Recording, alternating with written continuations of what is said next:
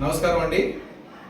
కూటమి ప్రభుత్వంలో ఈరోజు నిజంగా ఎట్లా ఉందంటే, మంచం పైన ఆమె రామలక్ష్మమ్మ ఆమె పేరు, మంచం పైనే దాదాపు 3 నెలలుగా పూర్తిగా ఆమె ఏవి అన్నపానీయాలు కూడా తీసుకోకుండా ఉన్నారు. ఈరోజు పెన్షన్ ఇవ్వడానికి గతంలో ప్రభుత్వంలో ఏం చేసేవాళ్ళంటే, ఇలాంటి వాళ్ళు ఉంటే వచ్చినటువంటి వాలంటీర్లు కనీసం ఓపిక లేకోకుండా విసుక్కొని ఇవి వేళ్ళు పడలేదు, కళ్ళు రాలేదు, ఇదంతా కుదరదు అని చెప్పి వెళ్ళిపోయేవాళ్ళు.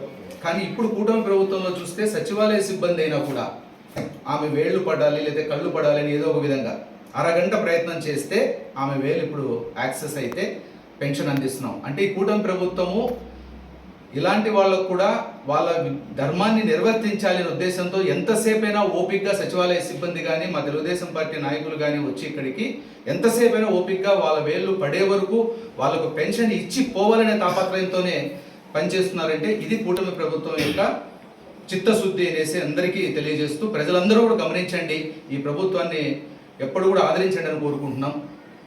నమస్తే.